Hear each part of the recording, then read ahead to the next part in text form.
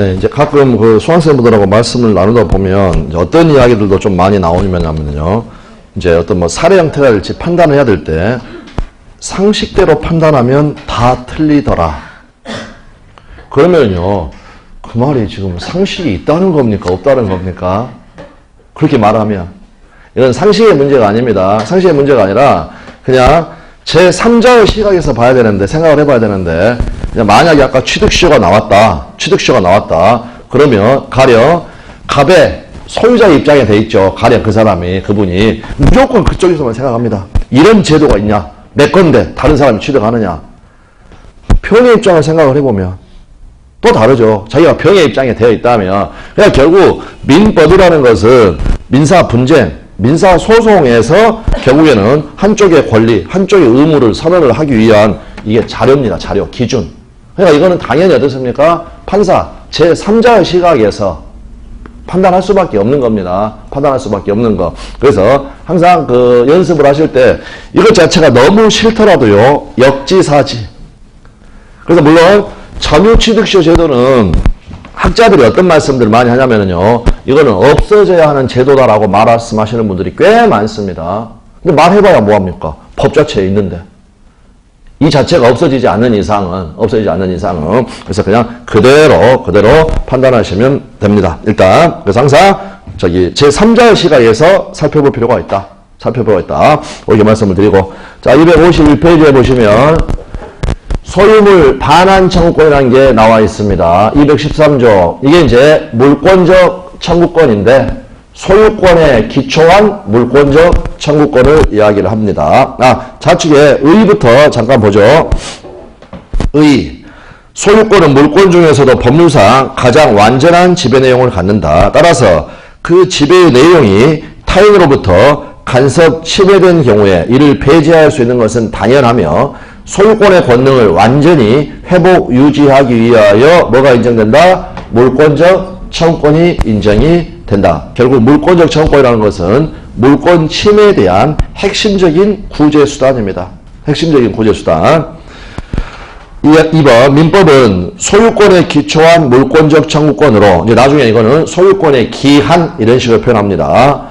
침해 형태에 따라 소유물 반환 청구권, 소유물 방해 제거 청구권, 소유물 방해 예방 청구권의 세 가지를 규정을 하고 이를 지상권, 지역권, 전세권 등의 각종의 물권에 준용하는 방식을 취하고 있습니다.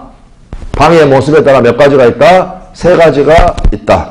그래서 213조 우측에 가보시면 소유자는 그 소유에 속한 물건을 점유한 자에 대하여 반환을 청구할 수가 있다. 도둑놈한테 반환 청구할 수 있다는 겁니다. 그러나 점유자가 그 물건을 점유할 권리가 있는 때에는 반환을 거부할 수 있다. 예를 들어서 본권 가지고 있는 사람, 임차인, 점유할 권리가 있는 사람이죠. 자, 그래서 이제 단서는 한 가지만 조금 주의해 주실 게, 이처럼 주어가 점유자로 나오면은요, 반환을 거부할 수 있다라고 나올 것이고, 다음 주어가 소유자로 나오면 어떻게 나오겠습니까? 소유자는 점유할 권리가 있는 점유자한테 반환을 청구할 수 없다라고 나오는 거죠.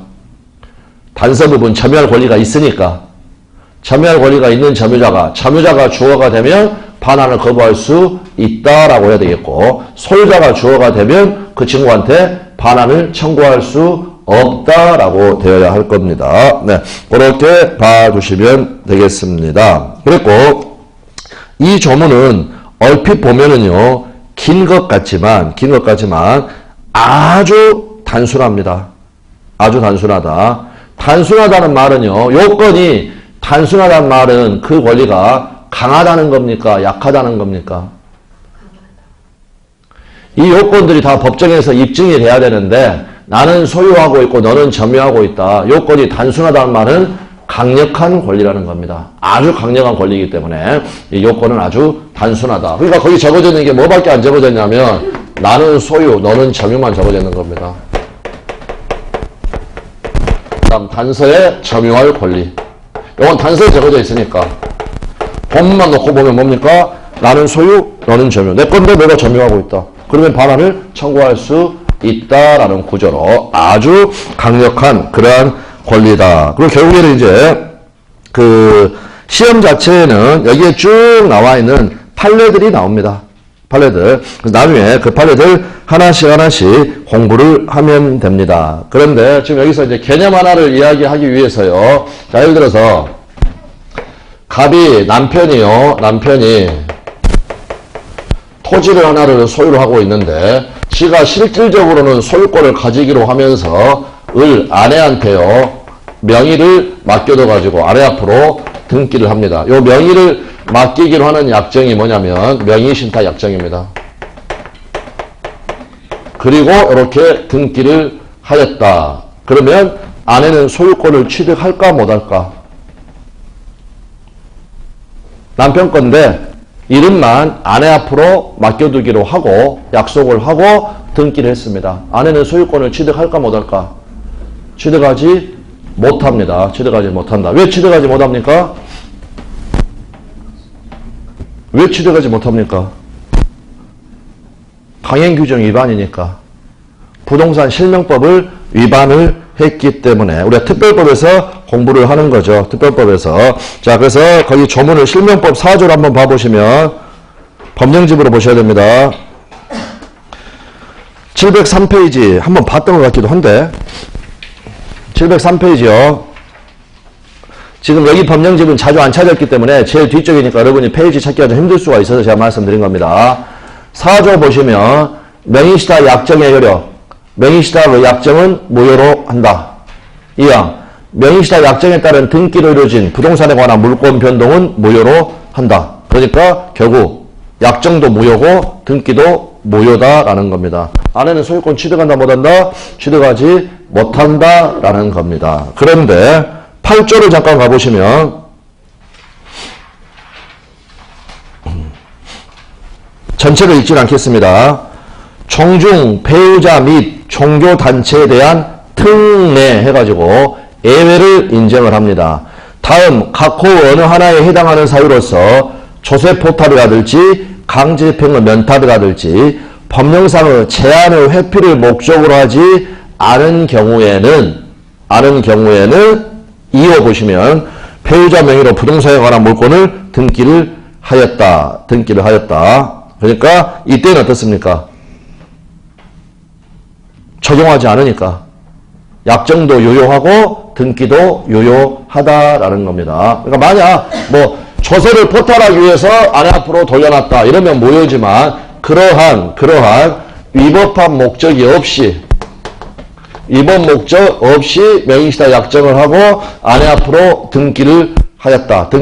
그러면 방금 그 아까 우리 4조 1항하고 2항 약정 무효, 등기 무효라는 게 이 경우에는 적용이 된다 안 된다? 적용이 안 된다. 그러니까 약정도 유효하고 위법한 목적이 없었으니까 등기도 유효하다라는 겁니다. 그러면 누가 소유자라는 겁니까? 누가? 그때 다릅니다. 그 이야기 하려고 한 겁니다. 그때 달라요. 아까 명의시탁 약정이 뭐였냐면요. 대내적으로는 실질적으로 누가 소유권 보유하기로 했습니까? 갑이. 그 약속도 유효한 겁니다. 그 약속도. 등기만 앞으로 해두는 거죠. 그래서 그때 누가 소유자인가 달라요. 그래서 요 그때는 뭐냐면 대내관계입니다. 갑과 을 둘관계. 그 다음에 요 그때는 대외관계입니다. 대외관계. 되셨나요? 대외관계는 등기부에 따를 수밖에 없으니까 누가 소유자다? 아내가 소유자라는 겁니다. 그래서 예를 들어서 요 명의시탁 해가지고 등기 넘겼다는 사실을 병이라는 사람이 잘 알고 있습니다. 잘 알고 있다. 그 사람이 아내하고요 매매해가지고 등기를 받았다. 아내가 팔려고 하는데 이 사실을 잘 알고 있었다. 병은 소유권 취득하겠습니까? 못하겠습니까? 취득하죠. 왜 그렇습니까? 매매를 통해서 소유권을 취득을 하려면 매매가 유효해야 되고 그 다음에 아내한테 소유권이 있어야 되고 대내관계입니까? 대외관계입니까? 대외관계. 아내는 완벽한 소유자이고 그 다음에 등기를 갖췄고. 그럼 이런 건 요건입니까 아닙니까? 상관없습니다. 이런 것은. 이 세 가지가 갖춰 있으니까 여기는 완벽하게 소유권을 취득을 한다. 그래서 대내적 소유자, 대외적 소유자, 대외적 소유자. 그러면 남편이 아내한테 명의시탁한 토지를 있는데 그 토지를 가령 이번에는 정이라는 사람이 불법 점유하고 있다. 점유할 권리 없이. 그러면 남편이 소유물 반환을 됩니까 안 됩니까? 이 토지를 정이라는 사람이 불법 점유하고 있다. 되겠습니까 안 되겠습니까? 대내관계입니까 대외관계입니까? 정이라는 사람이 등장했으니까 대내관계입니까 대외관계입니까? 대외관계. 대외관계에 대해서는 누구만 소유자입니까? 아내만. 소유물 반환 채권 행사를 하려면 소유자여야 합니다. 소유자. 이 사람은 대외적 소유자이다 아니다? 아니다. 아니니까 남편이 직접 소유권에 기한 소유물 반환 청구 된다 안 된다? 안 된다라는 핵심 판례가 되겠습니다. 그래서 251페이지 위에 판례는 그냥 넘어가고요. 나중에도 상관없습니다. 박스 바로 밑에 B번 명의신탁의 경우에 명의수탁자만이 소유자로서 소유물 반환 청구권을 갖는다. 되셨나요? 네.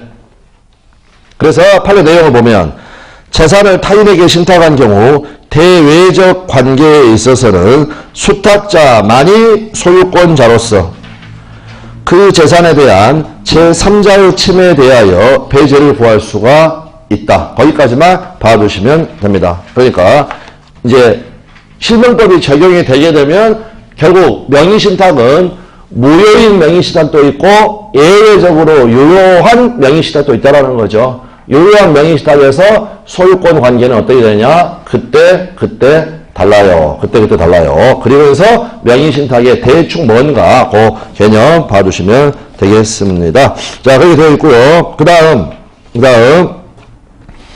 이제 그 다른 거는 필요 없고 지금 여기에서 제일 중요한 판례들이 한 세 가지가 시험에 많이 나온 판례가 세 가지. 뭐 크게 보면 그러니까 네 가지. 크게 보면 세 가지가 있는데 그 중에 하나만 보도록 하겠습니다. 자, 여기서 지금 점유할 권리가 있는 사람한테는 소유물 반환을 청구할 수 있습니까? 없습니까? 없죠? 아까 점유자는 반환을 거부할 수 있다. 점유할 권리가 있으면 점유할 권리가 있는 사람한테는 반환을 청구할 수 있다. 없다? 없다라고 했습니다. 우리 대표적인 사람 아까 누구 예로 들었었나요? 임차인이나 그 다음에 지상권자 같은 사람들. 그 사람들은 전부 다 점유할 권리가 있는 사람이죠. 요겁니다. 갑하고 오라고 매매를 했고 갑이 을한테요. 이 목적물을 인도를 해줬습니다. 인도는 점유의 이전입니다. 점유의 이전. 그러니까 자기가 사실상 지배를 하고 있다가 을한테 인도를 해줬다. 그럼 이제 누가 점유합니까? 을이 점유를 하게 된다라는 거. 을이 점유를 하게 된다는 거. 그런데 등기는 아직 안 넘어갔다는 겁니다. 미등기. 그러면 여전히 누가 소유자다? 예, 갑이 소유자다. 그럴 때 갑은 나는 소유, 너는 점유 해가지고 소유물의 반환을 청구할 수가 있을 것인가. 그 말은 을이 점유할 권리가 있는가 없는가죠. 을은 점유할 권리가 있는가 없는가.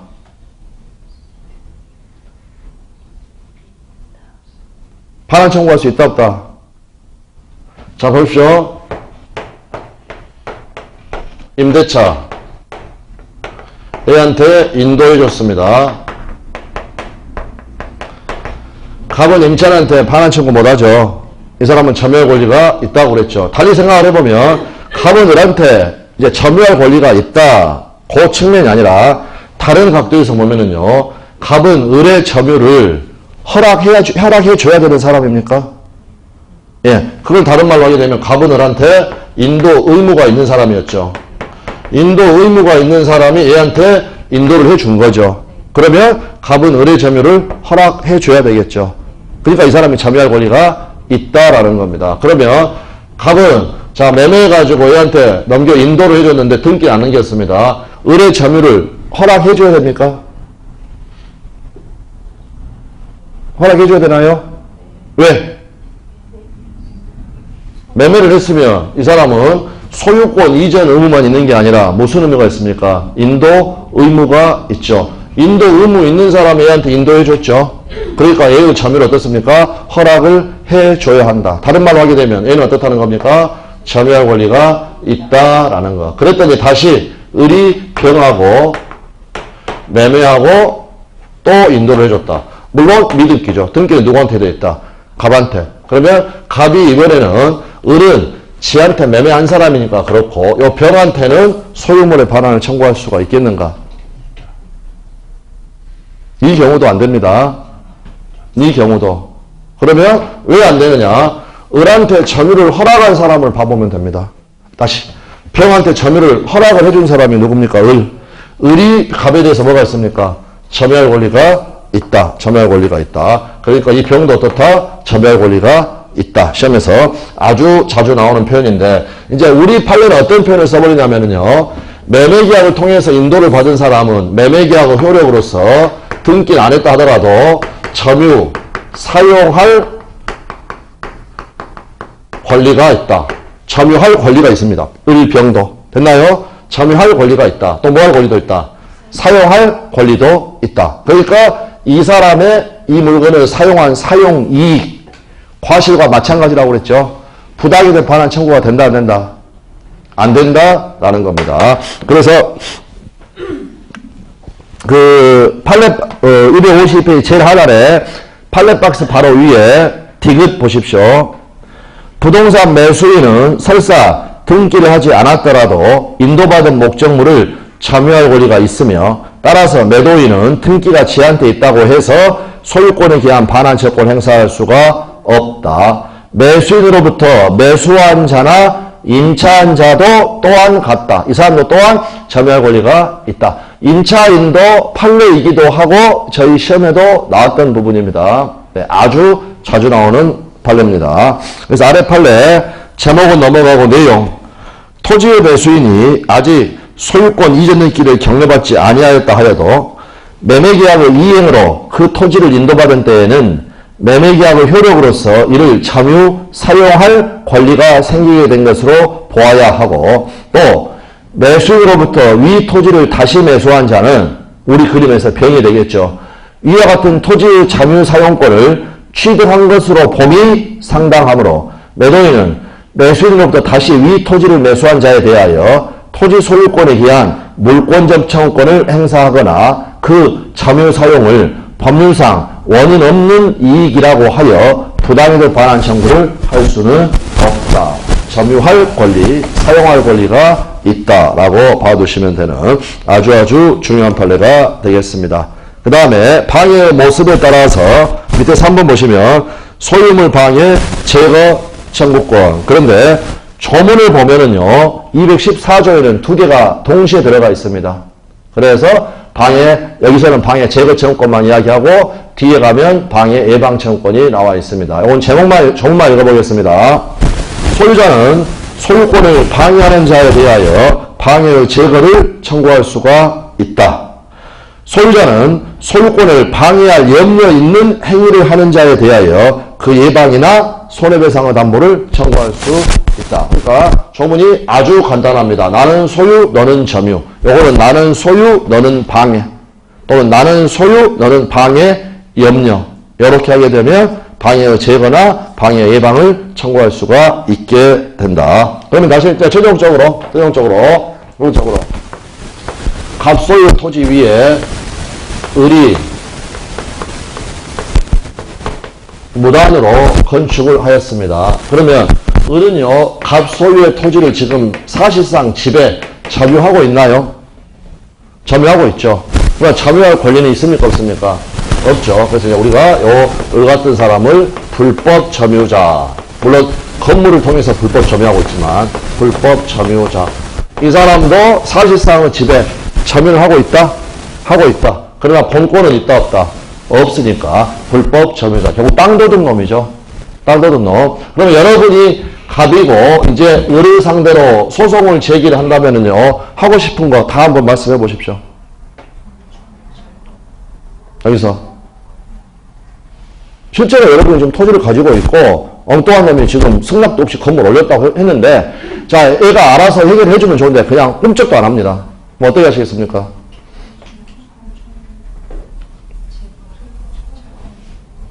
여러분이 망치 가지고 가가지고요 이거 다 부숴버리면 됩니까? 안 됩니까? 안 됩니다. 법적 절차를 밟으라고 그랬죠. 법적 절차를. 그러니까 뭘 해야 되겠습니까? 이 건물에 철거를 얘한테 청구하는 겁니다. 철거를. 지가 알아서 철거해주면 좋죠. 안 해주면 소송 가는 거고 재판 받아가지고 이제 강제 이행이라는 걸 할 수가 있으니까 결국에는 법의 힘, 국가의 힘을 불려서 때려 부수면 되는 거죠. 그래서 철거 및 다음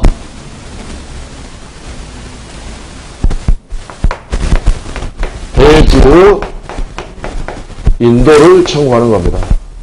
점유를 이전해달라. 그게 뭡니까? 반환해달라는 거죠. 그래서 이 건물 철거 청구가 우리가 봤던 방금 214조에 있는 소유물 방해 제거 청구권입니다. 또는 배제 똑같습니다. 방해 제거 청구. 이 인도 청구가 뭐 하는 겁니까? 소유물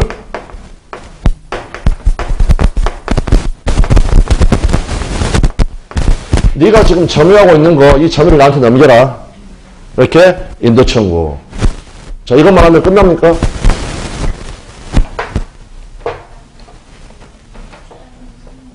이것만 하면 끝납니까? 그동안에 얘는 이 땅을 사용해가지고 지금 이익을 취득을 했죠. 근데 이거는 법률상 원인 없이 부당하게 받아간 이득이니까 뭘 해야 되겠습니까? 부당이득 반환 청구. 다음 또 다른 한편으로 다른 각도에서 보면은요. 얘는 지금 여러분의 소유권을 침해하는 불법행위를 했죠. 그러니까 불법행위를 이유로 손해배상을 청구할 수도 있겠죠. 불법행위 손해배상 청구. 얘들은 물권자 청구권입니까? 아닙니까?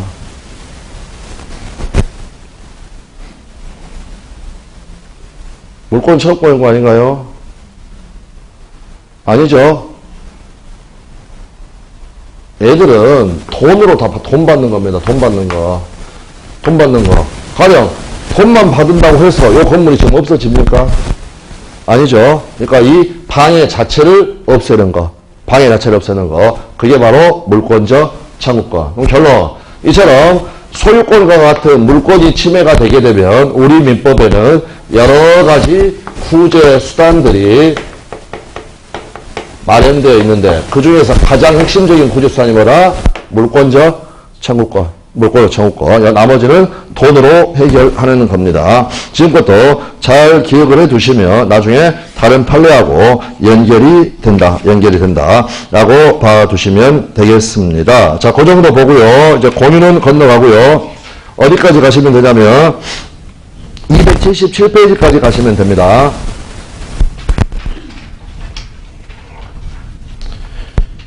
용익 물권. 그래서 지상권, 지역권, 전세권 세 가지가 나오게 됩니다. 세 가지가. 그런데 나중에 우리가 공부를 해보면 알겠지만 지역권은요. 다른 용익 물권하고 조금 다른 특별한 놈입니다. 굳이 걔를 지금 볼 필요는 없고 내용 자체는 어려운 건 없습니다. 그래서 오늘 지상권 개략적으로 보고 다음 시간에 전세권 또 보고 이런 식으로 가도록 하겠습니다.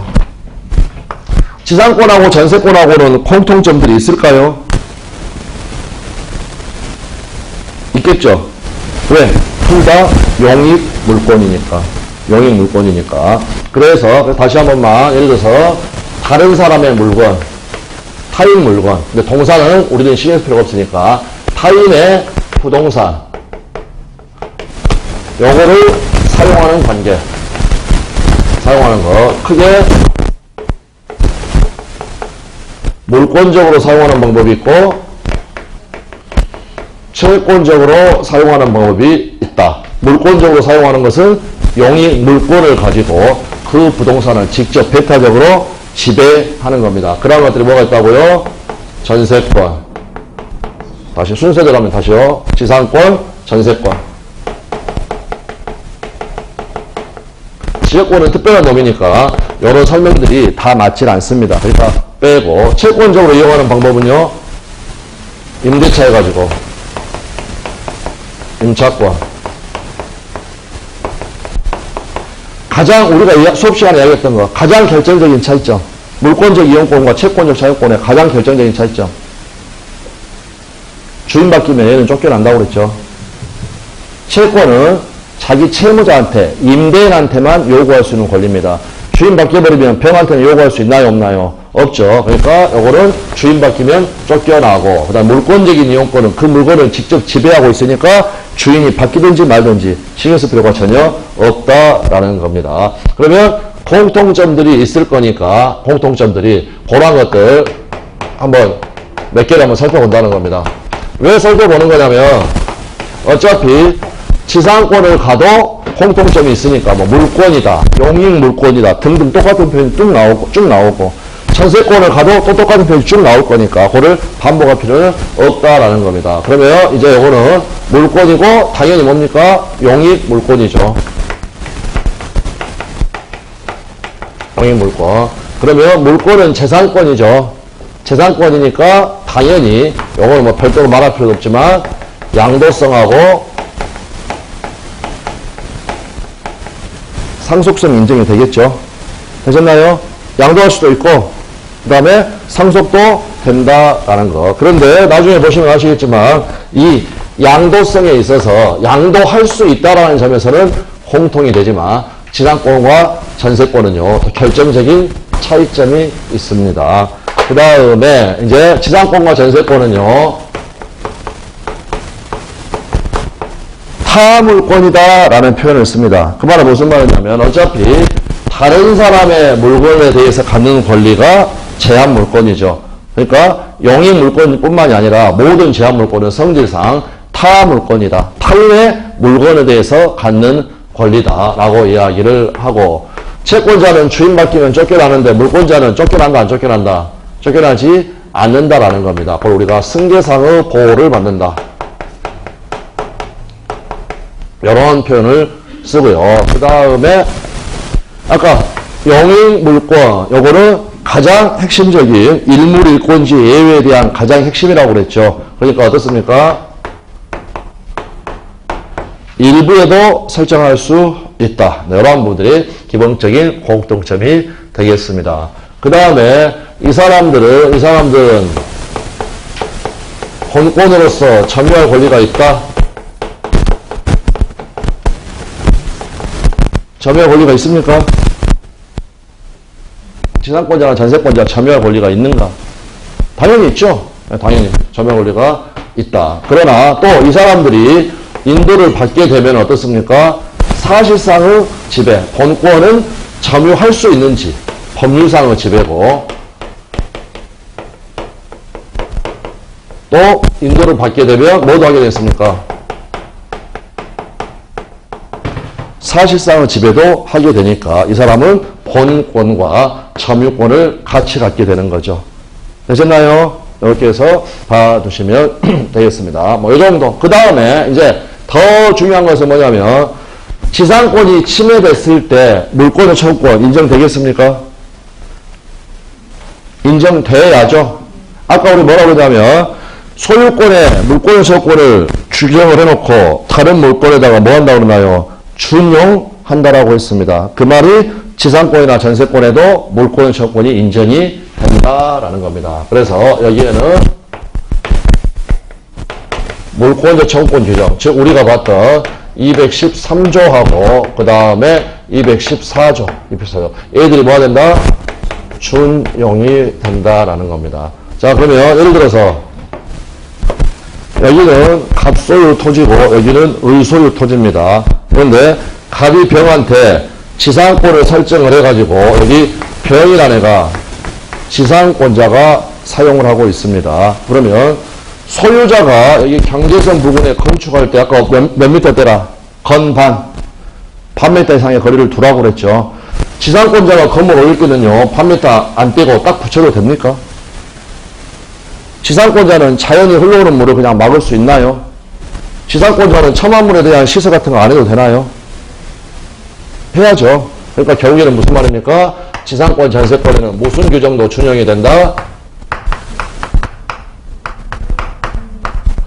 아까 우리가 몇 개를 쭉 읽어봤던 거, 이러한 규정들도 전부 다 지상권에도 전세권에도 준용이 된다라는 거. 그래서 여기 병하고 의 사이에서도 상관계에 따른 권리가 인정되기도 하고 의무를 부담하기도 한다. 의무를 부담한다. 그리고 이거는 이제 가장 기본이긴 하지만 이것 자체를 또 시험에서 알고 있는지 이거를 자주 물어봅니다. 그러면 이제 지상권이라는 것은요, 타 물권이니까 타인의 토지에, 갑의 토지에 의리간에가 이제 지상권을 취득하게 되는 과정을 보게 되면 요 권리 변동, 취득이 변동이죠.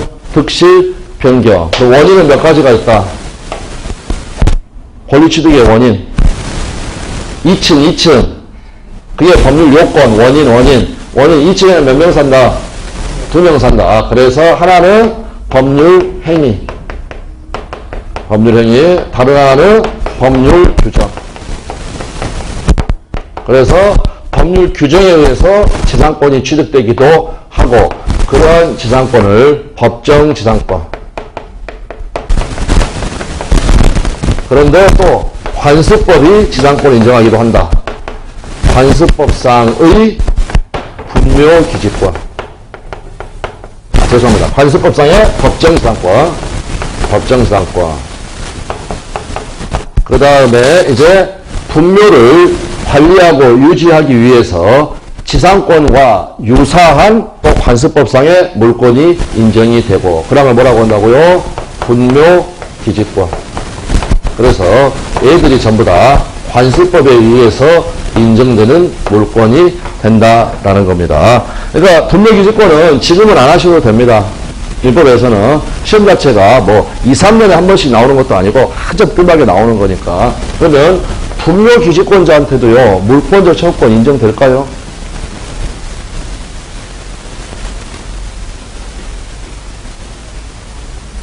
인정될까요? 안 될까요?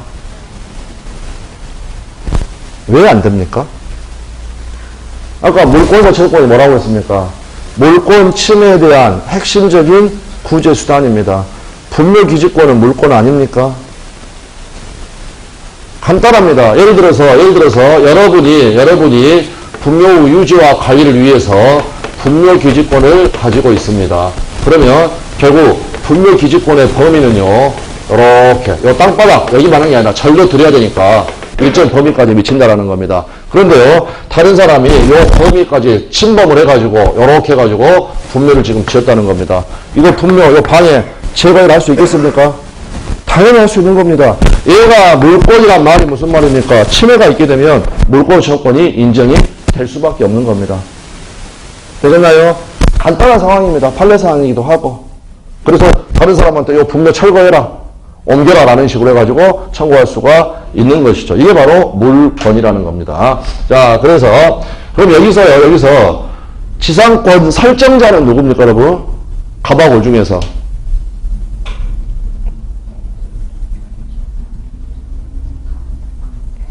지상권자는 누굽니까?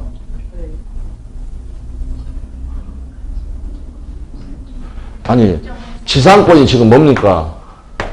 용익, 물권. 용익은 사용, 수익하는 사람. 사용, 수익하는 권리를 갖게 되는 사람은 누굽니까? 을이 되겠죠. 그 다음 우리가 설정 행위는 처분 행위고, 처분권이 있어야 되고, 원칙적으로 누구여야 된다? 소유자. 그러니까 얘가 어떻게 그림을 그렸었냐면, 완전한 동그라미, 요거도 다 지배를 하다가 반쪽을 떼가지고 요쪽으로 가가지고 그 물건의 사용가치는 을이 직접 지배하도록 해주는 거니까 갑이란 애가 지상권 설정자, 그 다음에 을이란 애가 지상권자. 그래서 이처럼 이제 법률 규정에 의한 지상권도 있지만 요거 나중에 보면 되는 거고, 법률 행위에 의해서 지상권을 취득하려고 한다. 그러면 결국에는 뭐가 필요하겠습니까? 설정 계약하고, 그 다음에 설정 행위하고, 그 다음에 뭐라 해야 됐습니까? 설정 등기를 종료를 하게 되면 을이 지상권을 취득을 하는 것이죠. 그래서 설정 계약하고 등기 여기 있으면 된다라는 겁니다. 되겠죠? 설정 계약하고 등기를 하게 되면 어떻다? 지상권을 취득을 한다.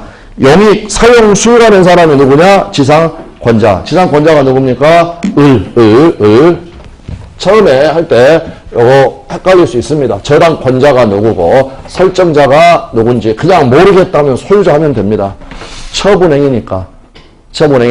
네, 그렇게 받으시면 됩니다. 자, 그럼 다시요.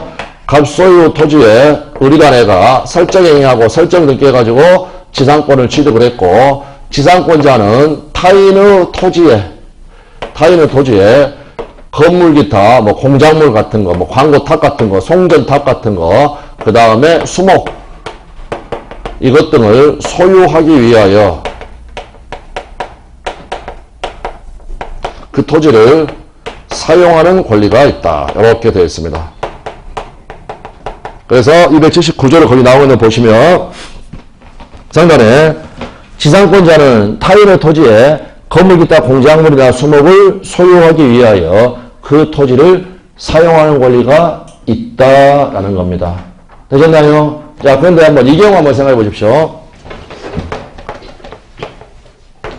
갑소유 토지에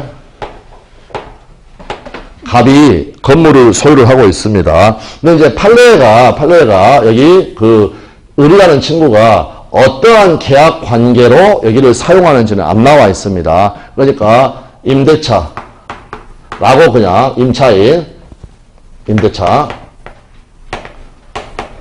이렇게 해서 이제 임차권을 건물 임차인 되겠나요? 그런데 자 한번 생각해 보십시오. 여러분 여러분이 한번 갑이 돼보고요. 토지도 가지고 있고 건물도 가지고 있는데 좀 행복하게 해보기 위해서 저게 이제 나대지인 상황에서 한 100억 정도의 가치가 있다라고 가정을 하고요. 대기업에서 200억 준답니다. 팔아라고 합니다. 대기업이 요거 지금 왜 요거 살려고 하는 거냐면요. 이 건물 철거해버리고 여기다 건물 올리려고. 팝니까 안 팝니까? 우리? 팔아야죠. 을은 어떻게 합니까? 을 신경 쓸 여유가 언제 있습니까? 나중에 그냥 손해배상 해주면 되지. 그러니까 결국에는 여기 토지 소유권을 여기 평의간에가 대기업이 취득을 한 다음에 철거하기로 특약을 해버리면 이제 이 건물에 토지 이용권은 없는 겁니다. 그래서 평이 이 건물 때려 부숴버릴 수 있습니다. 그 다음에 요 을도 퇴거해라 라고 해버릴 수 있고요. 이 건물 자체가 토지 이용권이 없으니까. 그러면 이거 가능하겠습니까? 의뢰한 애가 이런 상황까지 다 예상이 가능합니다. 법을 잘 압니다. 근데 나는 요 건물을 한 15년 정도 사용을 하고 싶다. 그리고 위치라든지 여러 가지를 다 따져봤을 때 여기가 적합하다. 근데 소유자 바뀌면 이런 일이 벌어질 수 있죠. 그래서 어떻게 되냐. 갑하고 이거 할 수 있겠습니까? 갑소유 토지에 대해서 이런 일이 있기 전에 지상권 취득하는 거. 왜? 내가 먼저 용익물권으로 딱 선순위로 찜해버리는 거. 가능하겠습니까? 가능하겠죠? 그러면 결국에는 이 건물 누구 겁니까? 을 겁니까? 아니죠. 그럼 조문회가 지상권자는 타인의 토지에 건물 기타 공작물이나 수목을 소유하기 위하여 그 토지를 사용하는 권리라고 했는데 을은 지금 이 토지를 소유합니까? 안 합니까? 안 하죠. 안 해도 문제 없다? 문제 있다 없다? 없다. 그럼 결론적으로 이 조문에서 지상권은 소유를 본질적인 내용을 하는 권리라는 겁니까? 사용을 본질적인 내용을 하는 권리라는 겁니까? 당연히 용익물권이니까 사용을 본질적인 내용을 하는 권리입니다. 그러니까 이 조문을 읽을 때 소유라는 단어에 너무 집착해서는 안 됩니다. 집착해서는 안 된다. 그래서 이처럼 이건 정확하게 이야기하면 판례표가 어떻게 나냐면 설정자 소유의 기존 건물의 사용을 목적으로 해서 지상권 설정하는 거 된다? 당연히 되는 겁니다. 그러니까 지상권이라는 것은 그냥 타인의 토지를 물권적으로 빌려 쓰는 겁니다. 다음 지상권을 설정받았기 때문에 지상권 파트에 있는 조문들에 의한 규율을 받을 뿐인 겁니다. 규율을 받는 거. 그러면 결국에는 소유라는 게 목숨 걸 필요가 없으니까 갑소유 토지 위에 을이 지상권을 취득을 하였다. 그런데요, 건물도 안 짓고요, 2년, 3년, 4년 계속 갑니다. 건물 없습니다. 상관없나요? 상관없죠. 경기 안 좋으면 지상권 취득해서 기다렸다가 나중에 지어야 되겠죠. 되셨나요? 다음, 건물을 지었습니다. 건물을 지었는데요, 이 건물이 전부 다 멸실이 되어버렸습니다. 벼락 맞아가지고. 지상권을 소멸한다, 안 한다? 소멸할 이유가 전혀 없죠. 다시 지으면 됩니다. 존속기간 내에서, 존속기간 한도에서는 절대 멸실됐다고 해서 지상권이 소멸하는 것이 아니다. 그런데 이런 그 사건들이 왜 재판에서 문제가 된 거냐면, 그 물권 법정주의에 따르면 여기 법에 적어져 있는 내용도 강제가 됩니다. 종류만 새로운, 그러니까 민법이나 법률이나 관습법이 인정하는 것 말고 새로운 종류의 물권을 만들어내는 것도 안 되지만, 여기 279조 제목이 뭡니까? 지상권의 내용이라고 되어 있죠. 그래서 소송에서 막 따진다는 겁니다. 건물을 소유하기 위하여 토지를 사용을 해야 하는데 건물 자체가 없다. 건물이 멸실됐다. 그러니까 이 지상권은 지상권 등기를 말소해야 된다는 식으로 주장을 한다는 겁니다. 그럴 때 결론, 우리 판례는 뭐다? 소유라는 말에 너무 목숨 걸지 마라. 사용이 본질이다 라고 이야기를 하는 겁니다. 네, 그런 상황에서 나오게 되는 겁니다. 내용 자체는, 결론 자체는 어렵지 않죠. 한두 번만 이렇게 봐주시면 되는 그런 부분이 되겠습니다. 다음, 방금 저희가 조문을 읽었는데 돈 이야기는 이 조문에 적어져 있나요? 안 적어져 있나요? 안 적어져 있습니다. 지상권, 지역권, 전세권이 있으면 돈 이야기는 어디서부터 나오냐면 전세권부터 나옵니다. 지역권에도 돈 이야기가 없습니다. 돈 이야기가. 그러면 지료는 지상권의 성립 요소이다, 아니다? 아니다라는 겁니다. 그러면 지료가 성립 요소가 아니란 말은 무슨 말이 되겠습니까? 무상의 지상권도 설정할 수 있다는 겁니다. 무상의 전세권이라는 거 있을 수 있나요, 없나요? 없습니다. 무상의 지상권도 설정할 수가 있다라는 게 바로 지료가 지상권의 요소가 아니다라는 겁니다. 물론 통상의 경우는 어떻습니까? 다 지료를 받겠죠. 지료를 받겠으나 요소가 아니기 때문에 무상의 지상권을 설정하는 것도 상관이 없다라는 겁니다. 상관이 없다. 자, 그러면 보십시오. 여러분이 갑입니다. 을한테요, 지상권을 설정해주기 위해서 설정 계약 등을 체결합니다. 요거 나중에 등기까지 된 결과를 이야기하는 거고. 그러면 지료 받고 싶으면 어떻게 되겠습니까? 돈 이야기를 꺼내야 됩니다. 돈 이야기를. 그러니까 지료에 관한 약정을 해야 된다는 겁니다.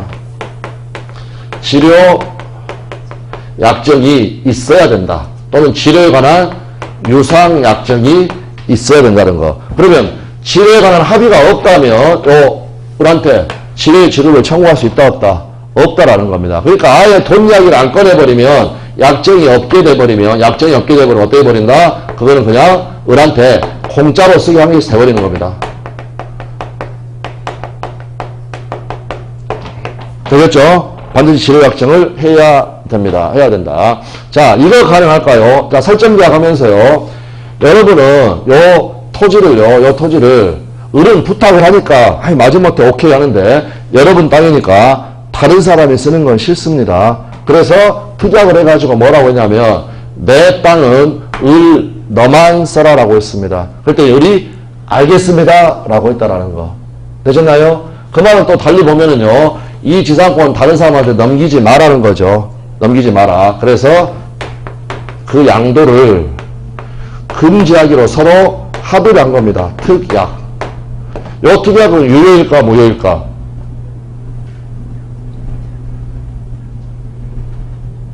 무효입니다. 무효. 법에 적어져 있습니다. 놀라실 필요 없고, 거기 읽어보면 이제, 그렇구나가 확인이 됩니다. 자, 289조를 한번 펼쳐보십시오. 289조.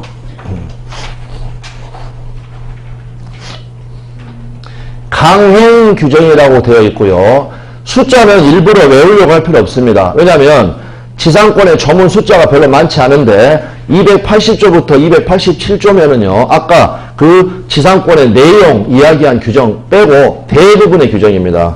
그래서 280조부터 287조 규정에 위반되는 계약으로 지상권자에게 불리한 것은 뭐라고 되어 있나요? 그 효력이 없다라고 되어 있죠. 됐나요? 다음 282조 지상권의 양도인데 지상권자는 타인에게 그 권리를 양도하거나 권리 존속기간 내에서 그 토지를 임대할 수 있다라고 했는데 하지 못하도록 특약을 하였다. 지상권자한테 불리하죠. 됐습니까? 그러니까 이거는 이제 학자들은요, 이 지상권의 양도 이런 부분들을 거창하게 제목을 붙여가지고 투하 자본의 회수 이런 거창한 제목을 붙여가지고 이야기하는 거지만 지금 돈이 말랐다는 겁니다. 자금이 없다. 그래서 이거 팔려고 하는데 이걸 금지하기로 했으니까 이 특약은 유효다 무효다? 무효다라는 겁니다. 그러면 여러분이 을한테 지상권을 설정을 하는데 치료를 받고 싶다 해서 치료의 약정을 할 때는 뭐도 생각을 해야 되냐면 얘는요, 여러분의 의사하고 상관없이 이거 팔아버릴 수 있다. 됐나요? 양도 금지 특약은 유효다 무효다? 무효다. 이 말이 무슨 말이냐면 을은 소유자의 설정자의 의사에 반해서도 지상권을 양도할 수 있다는 겁니다. 설정자의 의사에 반하여도 어떻다? 양도할 수 있다라는 겁니다. 이 말은 지상권의 양도성은 절대적으로 보장이 된다라는 의미가 된다라는 겁니다. 됐나요? 그러니까 뭐까지 대비를 해야 됩니까? 이런 특약 믿고 있으면 안 됩니다. 얘는 그냥 여러분의 의사하고 상관없이 지가 팔고 싶으면 언제든지 다른 사람한테 요 지상권을 매매하고, 지상권도 매매 대상이 됩니까? 지상권도 매매 대상이 될 수 있나요? 우리 저기 첫날 했네요. 첫날 지상권이라는 이야기는 안 했지만 563조 봐보십시오.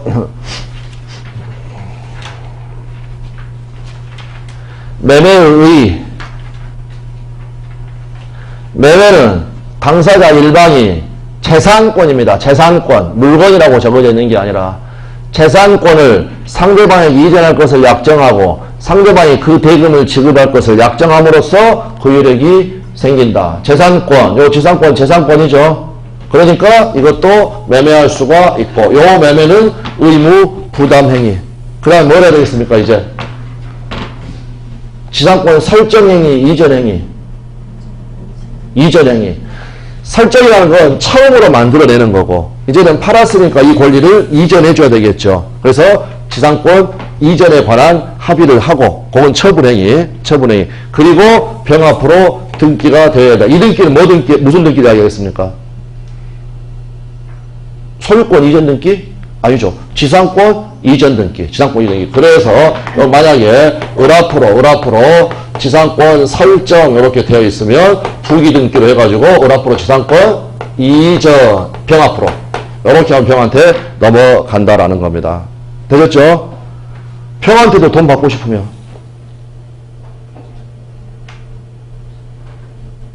여러분은 병을 안 만난다니까요. 을한테 땅 쓰라고 하고 너만 써라라고 했는데 얘는 그냥 언제든지 얘한테 팔아버린다는 겁니다. 그러면 이 약정은 지금 둘이 한 겁니다. 둘이. 요거 가지고 병한테도 주장을 하려면 뭘 해야 되냐? 등기. 제3자한테 대항하려면. 되셨나요? 을한테 받고 싶으면 지뢰에 관한 약정을 해야 되고 유상의 약정을 해야 되고, 그거를 여기까지 대비를 하려면 요 지뢰에 관한 약정을 뭘 해야 된다? 등기를 해야 된다. 등기를 하게 되면 이제 얘도 어차피 등기 보고 할 거 아닙니까? 요 지뢰가 있다라는 것을. 그러니까 등기가 되어 있으면 대항할 수 있다라는 겁니다. 되셨나요? 그러니까 결국 지상권 설정자는 지뢰에 관한 약정을 등기하지 않으면 그 지상권의 양수인에게 지뢰 지급을 청구할 수 있다 없다? 없다라는 겁니다. 결국 등기를 안 하게 되면 질에 관한 약정을 등기를 안 하게 되면 또 제3자한테는 대항할 수 없으니까 병에 대한 관계에서는 또 뭐가 되어버리는 겁니까? 모상의 지상권이 된다라는 거. 되셨나요? 그 다음에 다음 질문 난이도를 좀 높여서 자 질에 관한 약정을 등기하지 않으면 지상권 설정자는 지상권자에게 지혜 지급을 청구할 수 없다. 옵니까? 있습니까?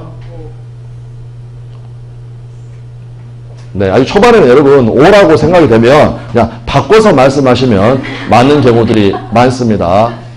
XX.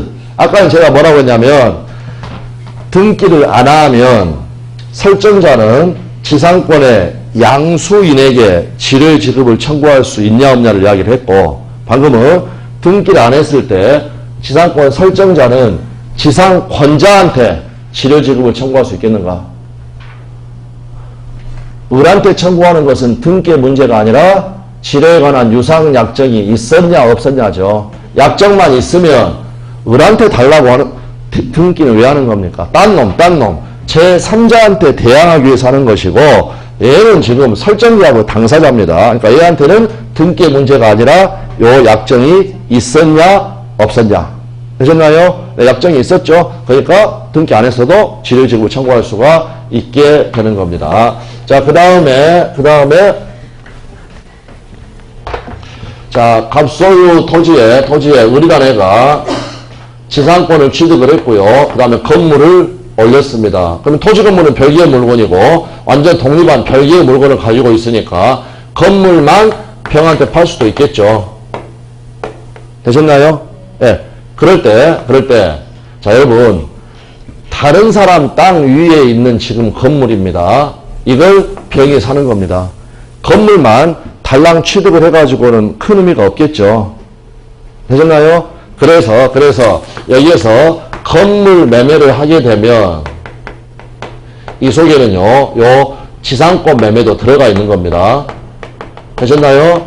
그런데 이거는 우리가 통상적으로 그렇게 해석을 한다는 것이지 따로따로 파는 게 가능하다라는 겁니다.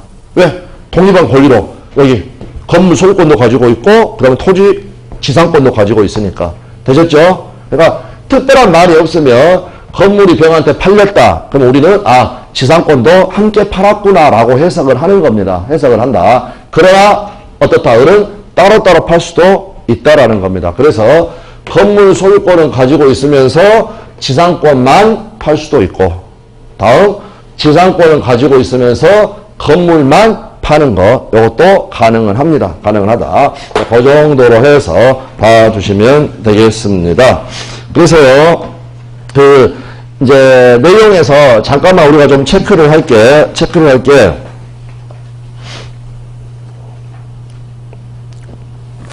278페이지에 나머지 내용 일단 쭉 읽어봐 주시고 양가로 4번에 작은 동그라미 2번 그런데 지상권은 그 지상의 건물 등을 소유하기 위한 것으로 설정되면 족하고 건물 등이 실제로 존재하여야 효력이 생기는 것은 아니다. 아까 소유에 너무 집착하지 말자고 그랬죠. 그래서 우측에 가보시면 그 다음에 여기 그냥 간단한 거니까 예전부터 관행적으로요. 만약에 갑이요. 나대지를 가지고 가가지고 을한테 1억 원을 빌리고 저당권을 설정을 해줬다. 담보대출을 받았다. 그러면 이제 나대지 위에다가 나대지하고 여러분 건물 있는 땅하고 어떤 게 더 비쌉니까?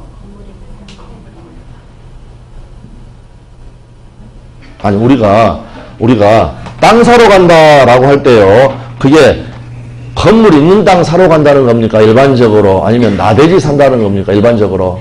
뭐가 수요가 더 많습니까? 나대지가 훨씬 더 가격이 더 비쌉니다. 건물 있는 상태에서 그 토지를 사버리면 어떻습니까? 그 토지에다는 아무것도 할 수도 없습니다. 지료만 받을 수밖에 없죠. 임차료 같은 거. 그러니까 나대지 상태에서 돈을 지금 빌려줬다라는 겁니다. 근데 나중에 가가지고 여기다가 뭐 다른 사람한테 용의권을 설정해가지고 건물 등을 지어버리면 이 건물은 결과적으로는 이제 철거할 수가 있는데 결국 왜 철거할 수 있는가를 나중에 하기로 하고요. 철거를 할 수 있다고 하더라도요. 경락받는 입장에서요. 이 건물주하고 또 싸워야 되죠. 부담스럽죠. 그러니까 일단 경매에 참여하는 숫자 자체가 적어집니다. 적어지면 자연스럽게 담보가치도 떨어지는 거죠. 그래서 은행들은 예전부터 관행적으로 뭘 했냐면은요. 요 갑한테 요 토지에 지상권이라는 것도 같이 설정해 달라라고 합니다. 저당권하고 지상권하고 같이 있을 수 있나요? 당연히 같이 있을 수 있죠. 성질 자체가 완전 다른 거니까. 근데 갑은 돈은 필요하니까 얘한테 지상권까지 등기를 해 준다라는 겁니다. 그랬고 이제 그 등기부는 보통 떼보면 지료 없음 이렇게 되어 있습니다. 자, 그럼 여기서 요 은행이 여기는 아직 지워버리고 은행이 여기에다가 건물 올리겠다는 겁니까? 아니죠. 이거는 다른 사람들이 건물 등을 지어가지고 이 토지에 교환가치, 담보가치가 떨어지는 걸 막기 위해서 지상권을 설정을 한 겁니다. 소유하는 건물 있습니까? 없습니까? 전혀 없죠. 그래도 이런 지상권도 설정이 된다라는 겁니다. 요걸 우리가 뭐라고 부르냐면 이른바 담보지상권이다라고 부릅니다. 이른바라는 말이 나와 있는 것은 법 조문에가 담보지상권 이런 말이 있는 건 아니니까. 되셨나요? 그러면 결국에는요, 갑이 을한테 1억 원을 나중에 변제를 하였다. 그러면 이 지상권은 존속할까, 소멸할까? 소멸한다는 거죠. 빚 갚아버렸으니까. 얘가 담보지상권이니까 소멸한다라는 겁니다. 그래서 거기 3번 보시면 한편 거래 실제에서는 여기는 나중에 여러분들 읽어보시고 자기 제목만 판례의 제목 근저당권 등 담보권 설정의 당사자들이 그 목적 토지 위에 차후 용의권 설정 등으로 담보가치가 저감하는 것을 막기 위하여 채권자 앞으로 지상권을 설정하였다. 피담보 채권이 변제 등으로 소멸하게 되면 그 지상권도 부종하여 소멸하는지 여부 그렇다. 이것을 이른바 담보지상권이라는 겁니다. 그래서 우측에 판례 박스 밑에 4번 최종 결론 요컨대 지상권을 설정해서 건물 등의 소유를 위한다는 목적은 가능한 한 유연하게 파악해도 상관이 없다라는 거 그렇게 봐두시면 됩니다. 중간 판례 지상권 설정 시 지뢰에 관한 약정이 없는 경우 지뢰 지급을 청구할 수 있다 없다? 없다라는 거 확인을 해 두시면 되겠습니다. 넘어가셔가지고요. 간단하게 체크하겠습니다. 자, 밑에 하단에 지상권의 취득 나와 있고 제목만 법률 행위에 의한 취득 양가리돈의 법률 규정에 의한 취득 나와 있고요. 그 다음에 숙제입니다. 281조에 나와 있는 존속기간 다음에 282조에 나와 있는 존속기간 네, 요거는 여러분들이 읽어 주십시오. 그 다음에 정 귀찮다 안 읽어도 됩니다. 여기는 그냥 간단한 거니까 다음에 해도 상관없으니까 이렇게 봐두시면 되겠습니다. 자, 그 정도 말씀을 드렸고요. 그 다음에 한두 가지만 더. 왜 시간이 조금 자, 286페이지에 가시면 판례에서 위에 판례 보시면 지상권자와 그 지상물의 소유권자가 예를 들면 건물 소유권자가 반드시 일치하여야 하는지 여부 소구 그렇지 않다. 내용은 뭐가 나왔냐면 따로따로 팔 수 있기 때문에 그래서 지상권자는 지상권을 유보한 채 지상물 소유권만을 양도할 수도 있고 지상물 소유권을 유보한 채 가지고 있으면서 지상권만을 양도할 수도 있는 것이어서 따로따로 팔 수 있다. 결국 지상권자와 지상물의 소유권자가 반드시 일치하여야 하는 것은 아니다. 다음 그 밑에 판례에서 밑에서 세 번째 줄 지상권은 독립된 물권으로서 다른 권리에 부종함이 없이 그 자체로 양도될 수 있으며 그 양도성은 민법 282조 아까 양도할 수 있다라는 규정 289조 강행 규정이라는 규정 이것에 의하여 뭐라고 했습니까? 절대적으로 보장된다. 따라서 소유자의 의사에 반하여도 자유롭게 어떻다? 양도할 수 있다. 양도할 수 있다. 이렇게 되어 있습니다. 그 다음에 하나만 더 해야 됩니다. 하나만. 죄송합니다.